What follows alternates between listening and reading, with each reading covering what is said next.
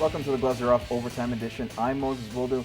I'm pleased to be joined by these two guys. Matt Choumont here at New Cap Sports. How you doing? Not too bad. And Chris King, of course, you are the Rustlers women's basketball coach heading to provincials. That's right.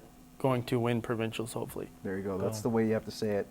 Well, you know what's funny? Who's going to win? Well, Mark Teixeira says the New York Yankees are going to win or have a good chance considering the guys they picked up, even without Robinson Cano. Do you agree with Mark Teixeira here, considering all the pieces they picked up? And I know just before the show, you were making a great point about Jacoby Ellsbury, who the Yankees picked up earlier this year.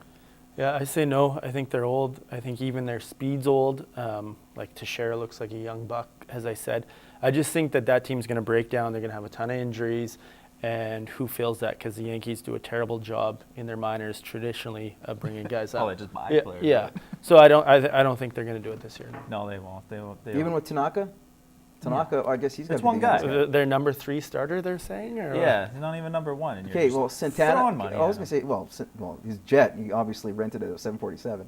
But I do want to talk about, okay, but what about Santana? Oh, not Santana. Sabathia, CC Sabathia. I think he's too thin now. I saw a picture. It looked like the weight he lost went to, what's his name, Morrow. No, I don't know. Sabathia's up there, too. I think the Yankees will finish 3rd at best in the division. Okay, well, let's talk about the Boston Red Sox, the World Series champions. I think they'll be fine without Ryan Dempster, although he is I wouldn't say integral part, but definitely a key piece because he can still pitch. However, a lot of personal things that is going on with his life has kind of made him he's not retiring, but take a year sabbatical is what they're saying. Do you see him coming back even next season? He's foregoing $13.5 million, which is a lot of money to forego not to play baseball. But to him, obviously, there's a lot of family and a lot of personal things that are much more important. But do you think that will overshadow him and he won't be back at all? I think he'll try to come back next year, get hurt, and then that'll be the end of it. Taking a year off. How old is Dempster? 30? He's got to be in his mid-30s. 6-ish? Yeah, around there. How many times do you hear a guy take a year off at that age and come back? I think he's Tim done. Thomas is trying.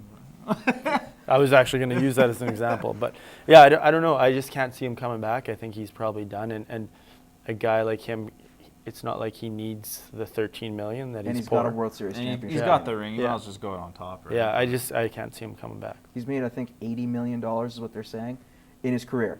So money is not an issue. It's child's play, though, for a pitcher, really, like you think about it. Yeah, I think he's done well. But I'd like to see him back. He's a good Canadian guy. Love to see him there. I know the Braves would love to see this guy in a Braves uniform, and they have him locked up for 4 years. Talking about closer Craig Kimbrel. 4 years, $42 million. Good deal, yay or nay? Money well spent. Braves are my NL team. It's my team. There you go.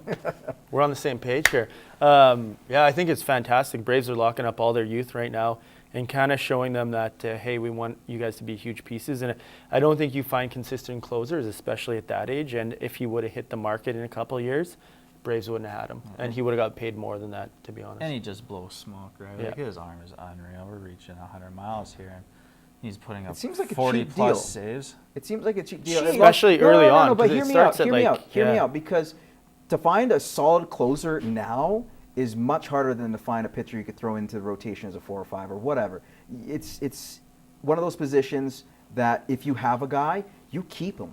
He's one of those valuable pieces, and I feel that, I'm right with you guys. I think, like you said, money well spent on a guy that closers are very hard to find. Good closers, that is.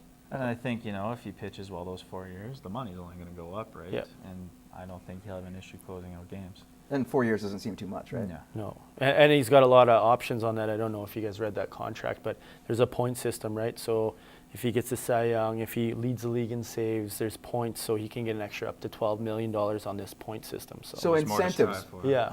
And that's what you find with guys who get big contracts. Sometimes they ease up on the gas pedal. You guys didn't, which I appreciate, because your questions and your talk was awesome. Matt, as always, awesome to have you on, man. Thank you. And Chris, good luck to your team. I know you got a great week, and hopefully you can make the trip to Nationals. You bet. We'll try our best. Thanks for having me. And thank you for joining us on the overtime edition of Gloves. You can tune in every Tuesday night, 7:30 on CITL, and then come back here on the Facebook page to kind of see us gab about the other questions we didn't get to. In the meantime, we will see you in 7 days.